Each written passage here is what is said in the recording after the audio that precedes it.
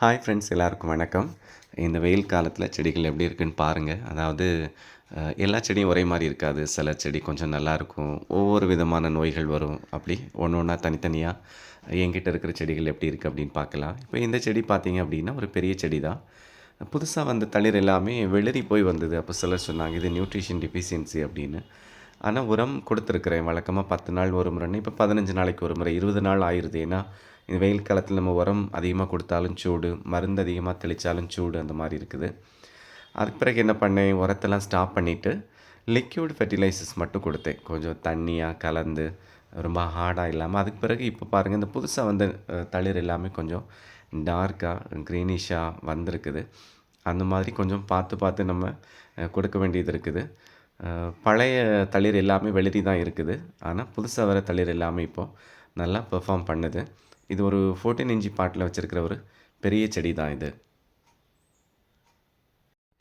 இந்த செடிகள் பார்த்தீங்கன்னா, கொஞ்சம் வீக்கான செடிகள். கொஞ்சம் ஸ்பைடர் மைட்ஸ்ல அட்டாக் ஆகியிருந்தது. அதனால இது மட்டும் தனியா எடுத்து வச்சு, இதுக்கு தனி ட்ரீட்மெண்ட்டு. கொஞ்சம் பாதிச்ச இலைகள் எல்லாமே அத கிளீன் பண்ணி எடுத்துட்டு, ஹியூமிக், ஃபங்கிசைடு அப்படி குடுத்து, இப்போ எல்லா செடியுமே நியூ குரோத் வந்திருக்கு. ஏன்னா, இது ஓப்பன் சன்லைட்ல தான் இருக்குது. வெயில் அதிகமா இருக்குது. வெயில் தாங்காம தான் அப்படியே முழிச்சிட்டு நிக்குது. இப்போ இந்த செடி கூட பாருங்க, நியூ குரோத் நெறைய வந்திருக்கு.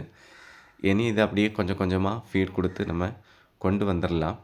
இந்த வெயில் காலத்தில தான் நம்ம செடிகள் கொஞ்சம் சிரமப்படுது. இனி மழை வந்துச்சு அப்படின்னா, ஒரு 4 நாளிலே நல்ல செழிப்பா பச்சையா வளர ஆரம்பிச்சுரும். அந்த பச்சை நிறம் கூட கொஞ்சம் ஃபேட் ஆனது போல தான் இருக்குது பாருங்க. இந்த வரிசையில இருக்கிற செடிகள் எல்லாம் பெரிய செடிகள். இதுக்கு என்ன செய்தேன் அப்படின்னா, இலைகள் முற்றி இலைகள் எல்லாம் உதிர்த்து விட்டேன். இப்போ சில செடிகள்ல மட்டும் ஸ்பைடர் மைட்ஸ் இருந்தது. இப்போ முதல்ல பார்த்த செடியில இருந்தது. இதில இல்ல. அப்போ பாதி செடிகள்ல கொஞ்சம் முற்றிய இலைகள் கொஞ்சம் அதிகமா எடுத்துட்டு, மற்ற செடிகள் எல்லாமே, ஏன்னா முற்றிய இலைகள் இருக்கும்போது நமக்கு நம்ம செடிகளுக்கு குடுக்குற சத்துக்கள் எல்லாம் அது எடுத்துக்கிட்டே இருக்கும். ஸ்பைடர் மைட்ஸ் ஃபார்ம் ஆறதுக்கும் வாய்ப்புகள் அதிகம் இருக்குது. இந்த எல்லா செடிகள்லையுமே ஓரளவு முற்றிய இலைகள மட்டும் உதிர்த்து விட்டேன். ஆனா நியூ குரோத் எல்லா செடியிலயுமே நெறைய இருக்கு. இனி ஒரு மழை மட்டும் வந்துருச்சு அப்படின்னா, வேர் பிடிச்சு அப்படியே தடுக்க ஆரம்பிச்சுரும். நான் ஃபீட குறைச்சிட்டேன். ஃபீட் அதிகம் குடுக்கறதில்ல. லிக்விட் மட்டும் தான் குடுக்குறோம்.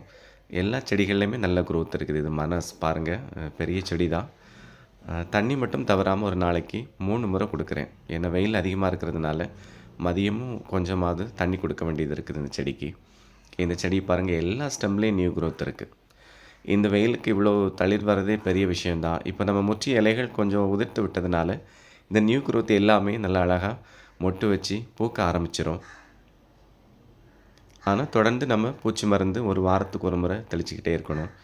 எனக்கு எந்த செடியிலயுமே த்ரிப்ஸ் அட்டாக் இல்ல. நீங்க பார்த்துருப்பீங்க, தளிர் எல்லாமே நல்லா செழிப்பா தான் இருக்குது. இந்த செடிகள் கீழ ரூம் முன்னாடி படிக்கட்டில தான் வச்சிருக்கேன். இது ஒரு பன்னீர் பட்டன். உங்களுக்கு தெரியும். சிலர் கேட்பாங்களே, நம்ம ஏரியாவுக்கு வளர மாதிரி செடிகள் சொல்லுங்க அப்படின்னா, இந்த செடி எல்லா கிளைமேட்லேயும் வளரக்கூடியது தான். பூச்சி தாக்குதல் அதிகம் வராது. நியூ குரோத் கூட எவ்வளோ செழிப்பா வந்திருக்குதுன்னு பாருங்க. இப்போ இது காஷ்மீரி. இது கொஞ்சம் டல்லா இருந்து, இப்போ நியூ குரோத் அழகா வர ஆரம்பிச்சிருக்கு. இதுவுமே கூட மினியேச்சர் தான். இது தஞ்சாவூர் பன்னீர். இது எப்போவுமே நல்லா வளரும். எல்லா கிளைமேட்டுக்கும் தாங்கி வளரக்கூடியது. நோய் தாக்குதல் அப்படின்னு பெருசா வரவே வராது. மருந்தே அடிக்காட்டும் கூட வளரக்கூடிய செடியில இதுவும் ஒண்ணு. கொத்து கொத்தா தான் மொட்டு வைக்கும். ஒரு மைல்டு ஃப்ராக்ரன்ஸ் கூட இருக்கும். பூத்து முடிச்சதும் அந்த காம்பெல்லாம் கட் பண்ணி விட்டோம் அப்படின்னா, மறுபடியும் அடுத்த உடனே துளிர் வந்து பூக்கும். கொஞ்சம் மாட்டு தொழு உரம், மண்புழு உரம் இது மாரி இயற்கை உரங்கள்லேயே நல்லா வளரக்கூடிய ஒரு செடி தான் இது. 10 இன்ச் பாட்ல தான் இருக்கு. ஒரு எல்லோ கோல்டு ஸ்ட்ரைப் ரோஸ். இது ஒரு காஷ்மீரி. இந்த வெயில் காலம் அப்படிங்கிறனால கொஞ்சம் டல்லா இருக்குது.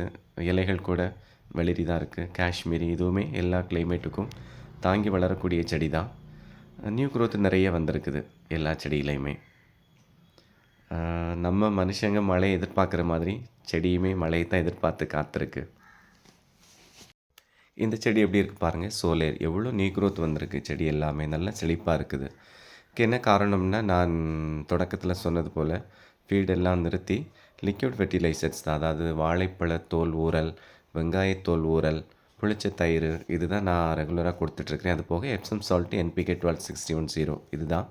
வேற ஹார்ட் ஃபீட் நான் ஒண்ணும் குடுக்கல. 7 நாளைக்கு ஒரு முறை தவறாம பூச்சி மருந்து அடிக்கிறேன். 2 நேரம் காலையிலயும் சாயங்காலமும் லீஃப்ல நல்லா படுற மாதிரி வாட்டர் ஸ்ப்ரே பண்ணுறேன். ஏன்னா அதனால தான் எனக்கு ஸ்பைடர் மைட்ஸ் கூட கொஞ்சம் கண்ட்ரோல் ஆகிருக்கு. நீங்கள் தொடர்ந்து ட்ரை பண்ணுங்கள். அடுத்த வீடியோவில் நான் பயன்படுத்தின அந்த லிக்விட் ஃபெர்டிலைசர்ஸ் எல்லாம் என்னென்ன கொடுக்கலாம், அதை எப்படி ப்ரிப்பேர் பண்ணுறது அப்படின்னு சொல்லி ஒரு வீடியோ ஒன்று போடுறேன். ஸோ தொடர்ந்து நம்முடைய சேனலை பாருங்கள், லைக் பண்ணுங்கள், ஷேர் பண்ணுங்கள், சப்ஸ்கிரைப் பண்ணுங்கள். தேங்க்யூ.